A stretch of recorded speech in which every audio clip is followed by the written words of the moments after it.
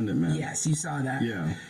Which is incredible. Amazing. It's Ray Kurzweil, they call him a futurist, and he's responsible for many, many patents. He's a brilliant, brilliant man. He is a huge proponent of the idea of the technological singularity.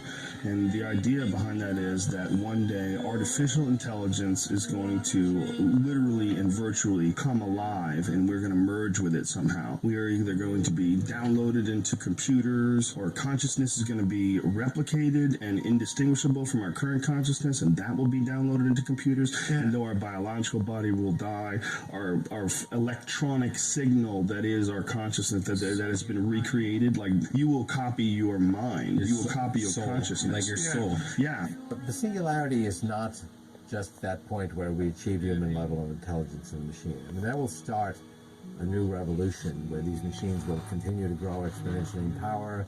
They'll be able to actually improve their own software design. By 2045, we'll have expanded the intelligence of our human-machine civilization a billionfold. That will be singularity. Life is almost completely connected to technology, and it's a very, very short time that this has happened. And that's where you run into a problem, because once you start getting to that state that you're talking about, we've been asked to believe a lot of stuff. Kind of like you ask your kids to believe when they're growing up, and you do it to keep them safe. But eventually, your kid knows. We still have kings. We have kings and queens. And you're expecting people to keep believing this king is any more special than anyone else, and he's in the bloodline of some what? What are you talking about? I gotta keep playing this fucking masquerade party? It's like that kind of stuff where people are like, okay, so you're a president? Oh, I get it. Okay, so I guess I'm supposed to believe that there's a government, which is, what, 120 old men in a room. I'm supposed to believe they're the ones who know how to do everything and that system's the right way. And it's like, I'm not sure if you really represent the real authority of the world. But how are you going to convince those old fucking drooling men shitting their pants, getting payoffs from the tobacco companies, writing bullshit laws? How are you going to, like, convince them, you know what, do you guys mind going home? And we're going to get some young people in here because they understand the world. We do understand the world, but we don't understand the economic system. You know, when you read shit like Confessions of an Economic Hitman, and you see that we go only into countries that have massive natural resources that we want to stockpile and control, it makes you very skeptical about motivation. At what point do you go from looking at the world and seeing some fucked up shit going down? What point do you go from talking about this shit to actively trying to fight against it? We have a bot Congress. He said that Congress is in the pocket of corporations. Whether this is true or not, I don't know. But I did read, if you go to Boehner's Wikipedia page, it talks about one of his controversies around him. There was a big vote coming up against tobacco, and right before the vote happened, he went and passed out checks from Big Tobacco on the floor. He passed it out publicly. So that guy's bought. We have what's called a bot Congress. We have our leaders, many of them are in the pockets of the corporations. Their decisions aren't based on the will of the people. Their decisions are based on what's better for the corporations and the mega rich. And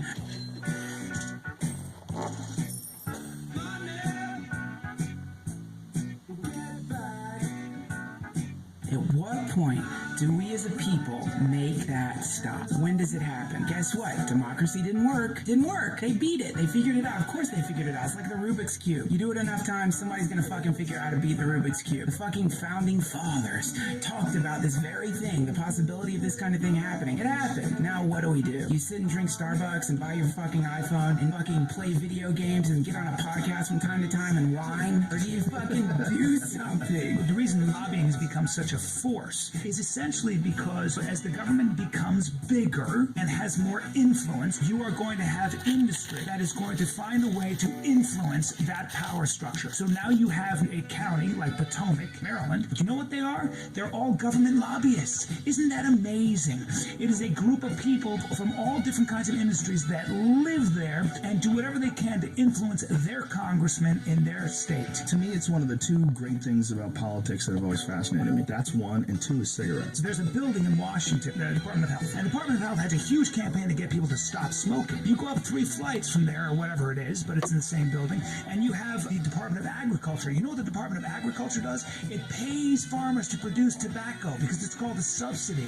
Interesting, isn't it? So you got one floor that's paying farmers to grow tobacco because they have a strong lobby. And then if you go down 3 floors, you've got the Department of Health, which is trying to get people to stop smoking. But guess what? It's the U.S. government, baby. So if It's called fucking madness. It is and madness. That's why if you don't educate yourself on how the government works and what the history of expansive government is, you're going to pay a price for it out of your pocketbook and with your freedom. We're always going to face challenges as people and as a world, and those challenges may very well bring into question our own survival. I don't think so for a long time. I don't know. You know what's really changing the world? This thing we're on right now, the internet. This is Very a much. big change. Very much. The way we are right now, our parents were never like this. That's right. These conversations were never held. And it gives more potential, Joe, for the notion that all of us could get together and springboard into an idea. And with a major shift in consciousness. with something like this, like right now, live, there's 2,000 people listening to us live. And this is a tiny fraction of the amount of people that will listen to us over the next few months. Right. You know, it's going to be hundreds of thousands of people. And these people, when they start looking at the world the way you're talking about it, the way, you know, stepping back and describing it, saying, what is it? What is it to live with passion? What is important in this life? What is the fun? Where's the enjoyment? Where's the real, true passion in this world? Like, what is it for you? What is it for you? And if you don't fucking find that, your life's not going to be fun. That's right. And if you don't get saddled down by debt, don't get caught up in a lot of But also, important things. piggybacking on that great point is you've got to find a way to keep yourself inspired. Yeah. Find ways. I don't care what it is. Just Well, look truly be around. doing what you enjoy doing. Yeah. And life is temporary, and we all need to wrap our fucking heads around that. If we all just step back, this whole world is moving on momentum, and that is our number one problem as a race. We're moving in the way that our ancestors have been moving, and no one ever just stops and goes, whoa, whoa, whoa, let's just settle down and talk this over. The only way that's going to happen is the kids that are in college right now, who are listening to shit like this, who are going online and researching the world and looking at things in a way that we never had the ability to, and the access to information that we never had access to. And they're getting a chance to see the world from a fresh eye and fresh perspective, and realize that this is some weird thing where we're all running in the same direction, hoping that someone knows where we're going. They're the future. You college motherfucker with the bomb right now. This is for you. And then the Change the world. responsibility- What the fuck? Who cares? The Fear Factor guy and the guy from The Hangover 2 Ladies and are gentlemen. telling you how to run this world.